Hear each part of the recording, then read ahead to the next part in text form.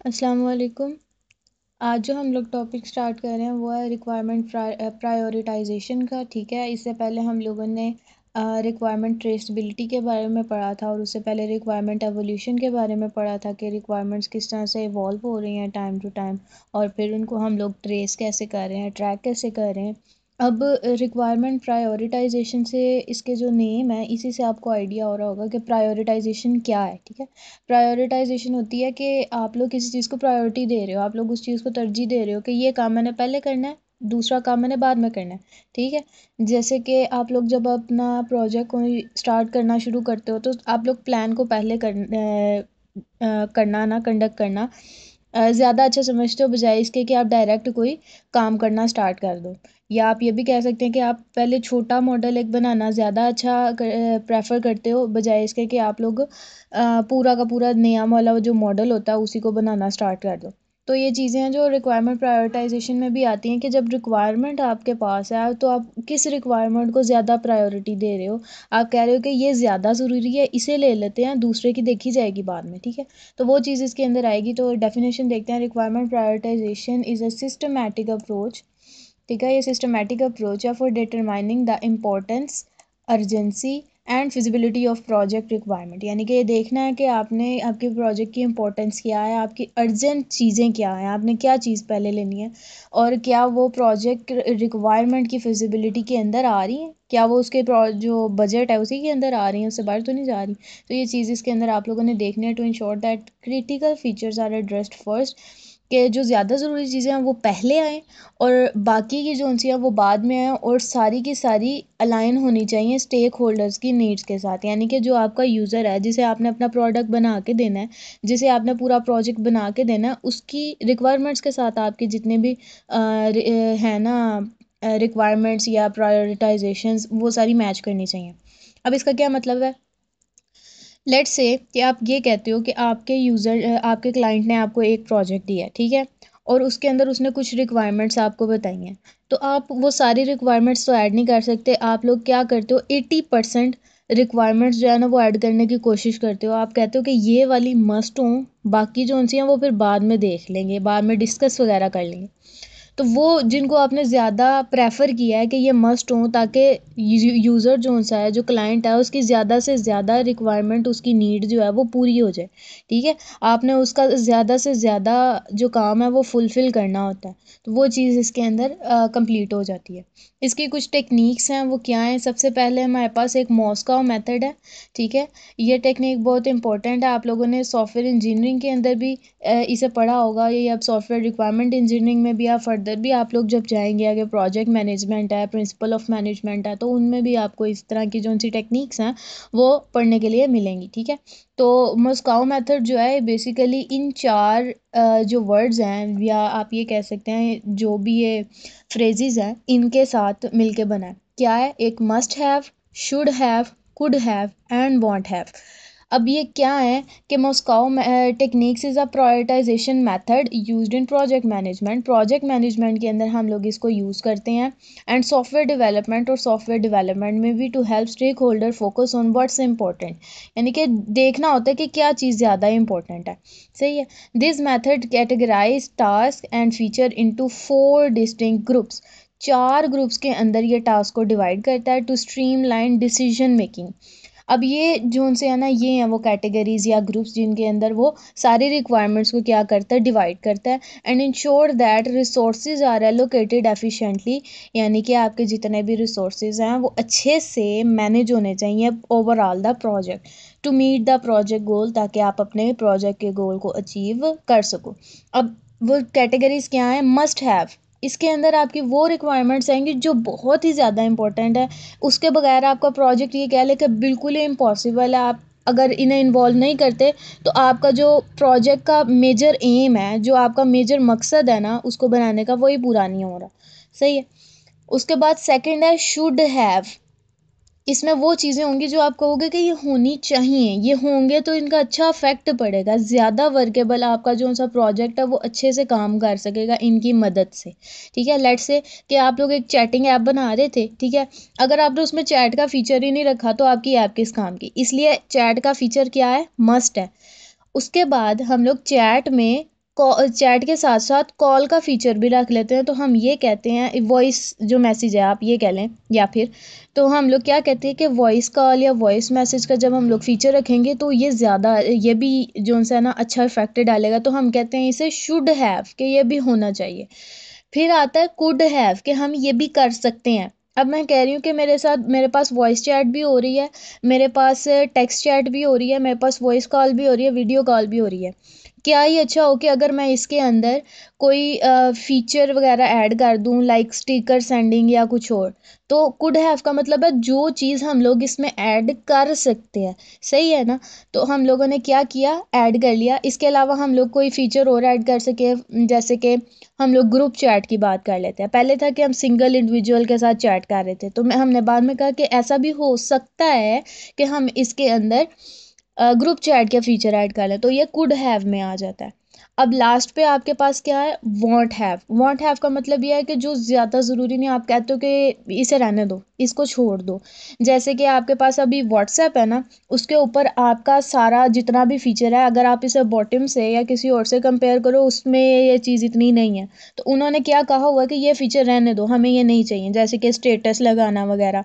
तो उन्होंने कहा कि हमें ये नहीं चाहिए, तो वो वॉन्ट हैव के कैटेगरी में उन्होंने उस चीज़ को रखा था।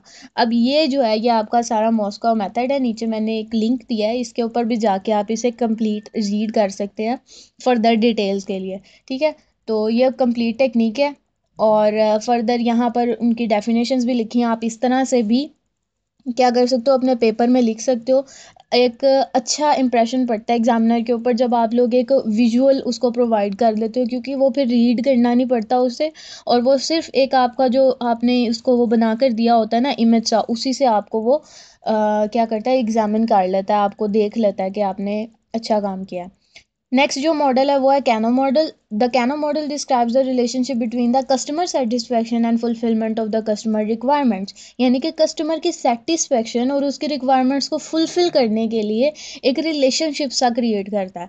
और ये एक मॉडल भी इसी चीज़ का है, जिसे हम कस्टमर सेटिस्फेक्शन मॉडल भी कहते हैं, यानी कि CSM।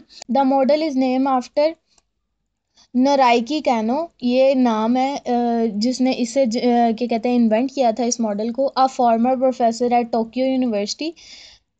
और 1978 में इसे क्या किया था, उन लोगों ने रिलीज़ किया था। He recognise that customer requirements can have 5 different characteristics. अब इस मॉडल के अंदर जो इसकी बेसिक्स हैं वो क्या हैं, 5 फीचर्स। ये 5 फीचर्स जो हैं इसकी बेसिक नीड्स हैं, ठीक है।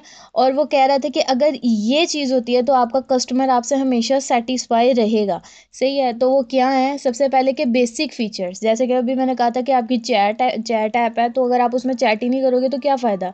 तो यानी कि आपका बेसिक फ़ीचर उसमें लाजमी होना चाहिए। फिर आना चाहिए आपका परफॉर्मेंस फ़ीचर, यानी कि वो अच्छा परफॉर्म कर रहे हैं या नहीं। तो इसके अंदर मस्ट हैव के बाद जो कुड हैव वाली थी वो इसके अंदर आ सकती हैं। फिर आता है एक्साइटमेंट फीचर, जैसे कि अभी आपको स्टिकर्स वगैरह ऐड करने का, ग्रुप चैट्स का कहा था, तो वो चीज़ इस फीचर्स में आती है। एंड देन आते हैं हमारे पास इन सिग्निफिकेंट फीचर्स। ये ऐसे फीचर्स होंगे जो आपके जो प्रोजेक्ट है उसे बहुत ही ज़्यादा ना एफिशिएंट बनाते हैं, ठीक है। ये वो फीचर्स हैं जो आपके प्रोजेक्ट को, आपके सिस्टम को, आपके सॉफ्टवेयर को दूसरे सॉफ्टवेयर से अलग करते हैं, यानी कि कुछ हटकर होता है ये हर चीज़। जैसे आपकी अब व्हाट्सएप है, उसका सारा इंटरफेस आपको कुछ और नज़र आता है ना, आप किसी और चैट पे देखोगे, सॉरी ऐप में देखोगे, तो उसका सारा फीचर और होगा। जैसे फेसबुक है, उसमें भी तो ग्रुप चैट्स वगैरह होती हैं। तो ये है कि फीचर इस तरह का ऐड हो जो कि दूसरे से आपको डिफरेंस प्रोवाइड कर रहा हो, तो वो चीज़ भी आ जाती है। एंड देन आते हैं हमारे पास रिजेक्शन फीचर्स, और ये वो फीचर्स हैं जो कि इतने काम के नहीं होते, इनकी वजह से रिजेक्शंस भी फेस करनी पड़ती हैं, लेकिन ये इतनी ज़्यादा तादाद में नहीं होते, ठीक है, ये बहुत कम होते हैं। अब each feature can relate to both. अब ये जो फीचर्स हैं ये कहीं से भी हो सकते हैं, प्रोडक्ट पे भी हो सकते हैं, और या फिर एक सिंगल सर्विस यानी जो टास्क जिसे हम कहते हैं ना उसके लिए भी हो सकते हैं। And each feature can influence individual customer satisfaction.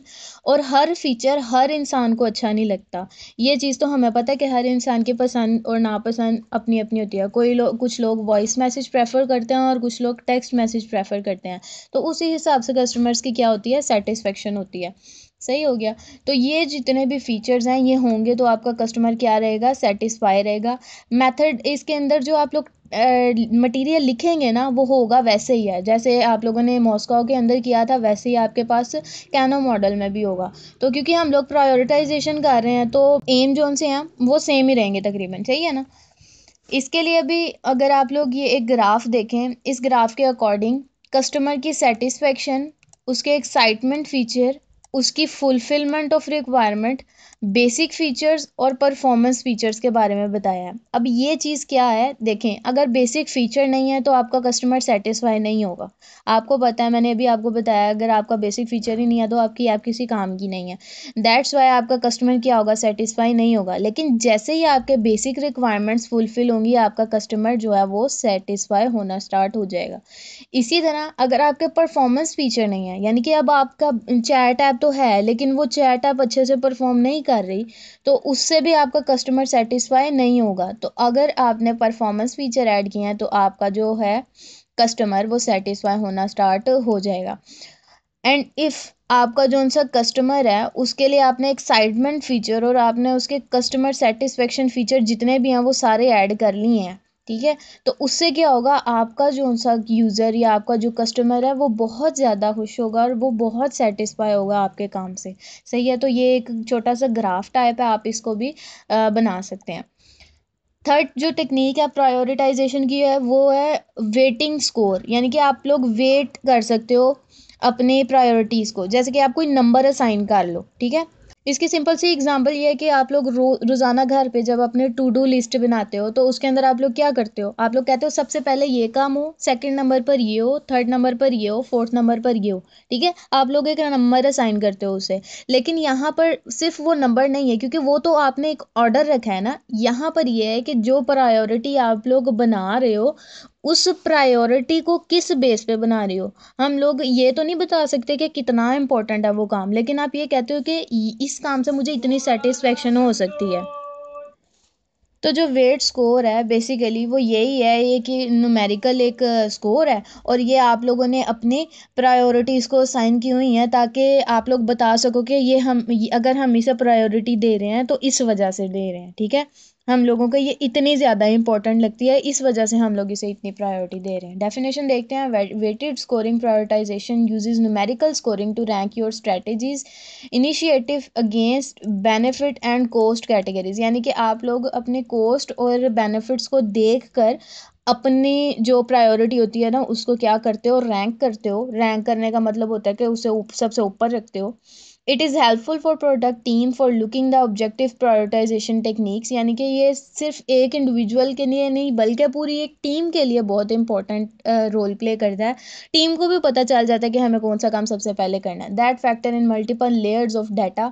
The goal of weighted scoring approach is to drive quantitative value, जो कि मैयर की जा सकती है। आपको पता है क्वांटिटेटिव वैल्यू क्या होती है, टाइम होता है, कॉस्ट होता है, जिसे आप मैयर कर सकते हो for each competing items in on your list. और आप इसे सिर्फ एक स्पेसिफिक आइटम या एलिमेंट पे नहीं बल्कि एक कंप्लीट प्रोजेक्ट के ऊपर, कंप्लीट सिस्टम के एलिमेंट्स के ऊपर अप्लाई कर सकते हो। You can then use those values, और जब आप लोग हर एक एलिमेंट को, हर एक आइटम को एक वैल्यू असाइन कर दोगे, फिर आप लोग उस वैल्यू के ऊपर अपनी रिक्वायरमेंट्स को क्या करोगे, प्रायोरिटाइज कर लोगे, ठीक है। एक छोटा सा चार्ट नीचे प्रोवाइड किया हुआ है इसके लिए, वेट। इस चार्ट के अंदर देखें क्या है। सबसे पहले आप लोगों ने अपनी जो रिक्वायरमेंट्स हैं उन्हें मेंशन कर लिया है। एक है आपके पास न्यू ऑनबोर्डिंग फ्लो, यानी कि जो भी नया बंदा आपकी ऐप पे आ रहा है आप उसको देख रहे हो। सेकंड है रेफरल प्रोग्राम, आप उसे रेफ़र क्या कर रहे हो। और थर्ड है पर्सनलाइजेशन, कि वो अपनी मर्ज़ी के मुताबिक ऐप में क्या चेंजेस कर सकता है, ठीक है। तो ये तीन आपने टास्क जो हैं वो लिखे हैं। अब आप लोगों का क्या काम है, आप लोगों ने ये कंक्लूड करना वेटिंग स्कोर, ठीक है। उसके लिए आप लोग क्या कह रहे हो कि यूज़र एक्सपीरियंस सबसे ज़्यादा इंपॉर्टेंट है, ठीक है। आपने कहा कि यूज़र एक्सपीरियंस सबसे ज़्यादा इंपॉर्टेंट है। देन आप लोगों ने कहा कि इसके अंदर इंक्रीज़ एमएमआर भी होना चाहिए। आपका जो मैनेजिंग पार्ट है वो अच्छा होना चाहिए, आपका रेट अच्छा होना चाहिए, इन टाइम आपकी जो डेवलपमेंट है वो कंप्लीट होनी चाहिए और लो कॉस्ट होनी चाहिए, यानी कि आपके यूज़र की ज़्यादा उस पर कॉस्ट ना हो। अब आप लोग क्या कर रहे हो, ये आपने कैटेगराइज किए हैं टास्क, कि ये टास्क हैं और ये हमारे पास क्या है, ये रिक्वायरमेंट्स हैं जो फुलफ़िल होनी है, ठीक है। इन टास्क के अंदर ये रिक्वायरमेंट्स फुलफ़िल होनी चाहिए। अब मैं ये कह रही हूँ ऑन बोर्डिंग स्क्रीन ज़्यादा, ऑन बोर्डिंग स्क्रीन को मैंने 3 नंबर्स दिए हैं, जबकि रेफरल प्रोग्राम और पर्सनलाइजेशन को मैंने क्या किया, 4 नंबर दिए हैं।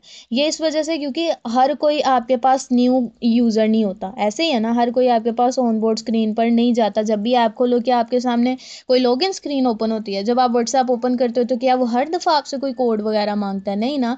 तो इस वजह से हमने ऑन बोर्ड को 3 मार्क्स दिए हैं, जबकि बाकी दोनों को हमने 4 असाइन किए हैं, क्योंकि पर्सनलाइजेशन हम डेली बेसिस पे करते हैं और शेयरिंग वगैरह डाटा वो भी हम लोग क्या करते हैं, डेली बेसिस पे ही करते हैं। इसी तरह जो इंक्रीज एमएमआर है वो हम लोगों ने क्या किया है, इन दोनों को जो कि फर्स्ट 2 रिक्वायरमेंट्स थी उन्हें 2 दिया, जबकि हमारे पास जो थर्ड वन थी उसको हमने क्या किया, 5 नंबर असाइन किया, क्योंकि पर्सनलाइजेशन जो सी है वो सबसे ज़्यादा रेटिंग प्रोवाइड करती है आपकी ऐप की परफॉर्मेंस के अंदर या आपकी वेबसाइट की परफॉर्मेंस के अंदर। देखें, आप लोग जब ऐप यूज़ करते हो या वेबसाइट यूज़ करते हो तो आप थीम्स वगैरह चेंज करते हो, आप लोग टेक्स्ट वगैरह चेंज करते हो। तो जो ऐप या जो वेबसाइट आपको ये ज़्यादा फीचर प्रोवाइड करते हैं आप उसका यूज़ भी ज़्यादा करते हो, क्योंकि वो आप अपनी मर्ज़ी के मुताबिक चेंज कर सकते हो, अपनी ईज़ पे उसे यूज़ कर सकते हो। इसी तरह लो कॉस्ट पे देखें तो ऑन बोर्डिंग के लिए लो कॉस्ट हमारे पास आएगी, पर्सनलाइजेशन में भी हमें इतनी कॉस्ट नहीं लगानी, लेकिन रेफरल प्रोग्राम पे हमें कॉस्ट लगानी है, क्योंकि हमें जो परचेजिंग करनी होती है, जो हम लोगों ने डिस्काउंट्स वगैरह देने होते हैं, इस तरह के भी जो चीज़ें हैं जो हम लोग कोई सेल वगैरह लगा लेते हैं प्रोडक्ट्स के ऊपर, चाहे वेबसाइट के थ्रू या ऐप्स के थ्रू, कोर्सेज़ के ऊपर होता है, तो उसके ऊपर हमारी जो सी कॉस्ट है वो सबसे ज़्यादा कम लगनी चाहिए, क्योंकि ये वो प्रोग्राम्स हैं जिन पे अक्सर ज़्यादा कॉस्ट लग जाती है। तो हमने कोशिश करनी है कि इसमें कम से कम कॉस्ट लगे, इस वजह से हमने इसकी प्रायोरिटी ज़्यादा रखी है। सही हो गया। इसी तरह जो से रिस्क हैं हमारे आने वाले, हमारे प्रोजेक्ट में जो आने वाले रिस्क हैं, ऑन बोर्डिंग स्क्रीन पर वो जो उनसे इतने ज़रूरी नहीं है, और पर्सनलाइजेशन पे भी इतने रिस्क नहीं आते, क्योंकि वो इंडिविजुअल सिर्फ अपने लिए करता है। लेकिन रेफ़र करते वक्त, जैसे कि आप लोग किसी चीज़ को कोई रेफ़र कर रहे हो तो उसके लिए आपको बहुत एहतियात से काम लेना पड़ता है, इसलिए आपने उसका भी क्या किया है, नंबर जो है वो ज़्यादा असाइन किया है। तो इस तरह से फिर आपने जब इन सब को कैलकुलेट कर लिया है तो उसके बाद आपने क्या किया है, एक स्कोर जनरेट कर लिया, बेसिकली इन्हें आपस में ऐड करके तो उनकी जो परसेंटेज है वो निकाल के आप लोगों ने देख लिया किसकी प्रायोरिटी सबसे ज़्यादा है। तो आपकी ऑन बोर्डिंग स्क्रीन की total priority on board screen की ज़्यादा बनी है, क्योंकि हर एक में इसे ये एवरेज रहा था। उसके बाद आपकी प्रायोरिटी बनती है रेफरल प्रोग्राम की, और सबसे कम आपकी प्रायोरिटी बनती है पर्सनलाइजेशन की। तो इस तरह आप लोग क्या करते हो कि आप लोग अपने जितने भी टास्क होते हैं उनको प्रायोरिटाइज कर लेते हो कि कौन सा ज़्यादा इंपॉर्टेंट है कौन सा नहीं। अब नेक्स्ट जो है वो हमारे पास क्या है, पेरेटो एनालिसिस। ये फोर्थ टेक्निक है हमारे पास रिक्वायरमेंट प्रायोरिटाइजेशन की। ये जितनी भी टेक्निक्स आपको बता रही हैं इनमें से किसी भी टेक्निक से आपको शॉर्ट क्वेश्चन आ सकता है, आपको कोई लॉन्ग क्वेश्चन वो दे सकते हैं। जब क्या कहते हैं, लास्ट टाइम पेपर आया ना सॉफ्टवेयर रिक्वायरमेंट इंजीनियरिंग का, तो वो टोटली एक न्यूमेरिकल टाइप आया था। दैट्स वाई आपको ये सारी जो टेक्निक्स और मेथड्स हैं वो बता रही हैं। इनके अलावा सॉफ्टवेयर रिक्वायरमेंट इंजीनियरिंग के जो मॉडल्स हैं वो भी आप लोगों ने करने हैं, जो आपने सॉफ्टवेयर इंजीनियरिंग में पढ़े थे वो आप लोगों ने ज़रूर एक दफ़ा पढ़ना है, ख़ास तौर पर अजाइव मॉडल, ठीक है। तो पेरेटो एनालिसिस हमारे पास क्या है, focus on 20% of requirements and that deliver 80% of values, ठीक है। ये चीज़ अब क्या है, इसे मैं आपको एक्सप्लेन करती हूँ। बेसिकली आप लोग क्या करते हो कि देखें, आप लोग फ़र्ज़ करें आपके पास एक सिस्टम है पूरा, और उनमें 20% ऐसी रिक्वायरमेंट्स हैं जिन्हें आप कहते हो कि जब आप इंक्लूड करते हो तो आपकी 80% रिक्वायरमेंट्स पूरी हो जाती हैं। यानी कि वो इतनी मेजर रिक्वायरमेंट्स हैं, वो 20% इतना ज़्यादा इंपॉर्टेंट है कि आपकी 80% रिक्वायरमेंट पूरी हो रही हैं। कैसे? लेट्स से आपने एक ऐप बनाई है कोई भी, जैसे कि टास्क मैनेजमेंट की कोई ऐप बनाई है, तो आप लोग क्या करते हो, उस ऐप को मैनेज करने के लिए जो फ़ीचर ज़रूरी है ना उन्हें ऐड करते हो। 20% वो फ़ीचर आपने ऐड किए हैं। उसके अलावा जो पर्सनलाइजेशन और बाकी सारी चीज़ें वो अभी आपने ऐड नहीं की। तो वो 20% में आपका काम तो हो रहा है ना, आपका जो मेजर मकसद था वो तो कंप्लीट हो रहा है। तो यानी कि आपकी 80% तो वर्किंग हो गई। जो पीछे 20% रह गई है वो तो वो काम है जो आप करो या ना करो उसके अंदर उस कैटेगरीज में आ जाती है। तो एक चीज़ ये हो जाती है। और दूसरा ये हमारे पास क्या है कि a vast majority of problems 80% are produce by a few fundamental causes. यानी कि सिर्फ जिस तरह 20% आपके 80% को कवर करते हैं, इसी तरह वही छोटे से 20% जो है वो 80% प्रॉब्लम्स भी क्रिएट कर सकते हैं। सही है। तो वो वही चीज़ यहाँ पर उन्होंने बताई है, this technique is also called vital few and the trivial many. ठीक है, इस ये जो इनके नाम है ना, डिफरेंट डिफरेंट, इन्हीं नामों से अक्सर वो आप लोगों से क्वेश्चन कर लेते हैं और हमें समझ नहीं आता कि हम लोगों से क्या क्वेश्चन कर रहे हैं। तो इसके कुछ स्टेप्स हैं। सबसे पहले आप अपनी रिक्वायरमेंट्स को गैदर करते हो, देन आप लोग स्टेक होल्डर्स को इंगेज करते हो, यानी कि जो आपके क्लाइंट्स हैं उन्हें भी, जो आपके टीम मेंबर्स हैं उन्हें भी इंगेज करते हो, उनसे पूछते हो और अपनी प्रायोरिटीज सेट करते हो। और सेट करने के लिए आप लोग क्या करते हो, ये जो मेथड है आपके पास, इस मेथड को, पेरेटो एनालिसिस, इसको इम्प्लीमेंट करते हो और फिर रिव्यू भी करते हो और वैलिडेट भी करते हो। रिव्यू करते हो कि आप खुद चेक करते हो, और वैलिडेट तो फिर आप लोग करवाते हो, आप लोग देखते हो, यूज़र को चेक करवाते हो कि जो हम काम कर रहे हैं वो सही कर रहे हैं या नहीं। और फिर आप लोग क्या करते हो कि आप लोग उसको अप्लाई करते हो, आप डिप्लॉय करते हो उसे अपने सिस्टम के अंदर। तो इस तरह आपका ये भी कंप्लीट हो जाता है। ये पैरेटो डायग्राम है, आप इसे देख सकते हैं। ठीक है, ये भी इसी तरह आप लोग ड्रॉ कर सकते हैं। आपके पास काउंट ऑफ एरर्स हैं, यानी कि 0 एरर्स हैं, 100 एरर्स, 200, 400, 500। तो ये देखें, ये सारे नीचे उन्होंने 7 नंबर्स दिए हैं जिनकी वजह से आ रहे हैं। ब्रोकन लिंक्स, यानी कि गलत जो स्ट्रक्चर होता है उसकी वजह से सबसे ज़्यादा एरर्स हैं। स्पेलिंग एरर्स की वजह से 200 एरर आ रहे हैं। मिसिंग टाइटल टैग्स, यानी कि टैग्स अगर मिसिंग है तो उसके लिए कम है, उससे कम फिर हमारे पास डिक्रिप्शन टैग है, यानी जो कमेंट्स वगैरह भी हो जाते हैं। फिर ब्रोकन इमेजेस, यानी कि अगर आपने कोई एलिमेंट ऐड किया जो कि ठीक नहीं है तो उसकी वजह से भी। तो इस तरह से क्या होता है, आपके सारे जो उनसे हैं वो आप लोग प्रायोरिटी सेट करते हो कि मुझे इस पे सबसे ज़्यादा काम करना है, इस पे उससे कम होगा, इसकी प्रायोरिटी क्या होगी, सबसे ज़्यादा होगी, क्योंकि इसकी वजह से सबसे ज़्यादा एरर आ रहे हैं। ठीक हो गया। तो इस तरह आप लोग इन्हें क्या करते हो, कंप्लीट करते हो। और बेनिफिट्स इनके क्या हैं कि इंश्योर करता है, फोकस करता है क्रिटिकल रिक्वायरमेंट्स के ऊपर जो सबसे ज़्यादा इंपॉर्टेंट है। ठीक है, ये जितने भी आपने टेक्निक्स पढ़े इनका यही बेनिफिट है कि क्रिटिकल रिक्वायरमेंट्स पे फोकस करते हैं, रिसोर्स एलोकेशन को ऑप्टिमाइज करते हैं और इन्हेंस करते हैं यूज़र की सेटिस्फेक्शन को। ठीक है, तो यही तक था हमारा रिक्वायरमेंट प्रायोरिटाइजेशन का टॉपिक। आप, आई होप आपको इसकी समझ आई होगी, इसकी टेक्निक्स अच्छे से करनी है और इसकी डेफिनेशन भी आपने अच्छे से करनी है। आप इसके pros and cons further search कर सकते हैं। लिंक्स आप लोग जो से हैं, जो इस पीडीएफ के अंदर प्रोवाइडेड, आप उनको फॉलो कर सकते हैं फर्दर डिटेल के लिए। अगर आपको ये पीडीएफ चाहिए तो आप लोग कमेंट्स करके तो ये पीडीएफ जो है इसे ले सकते हैं।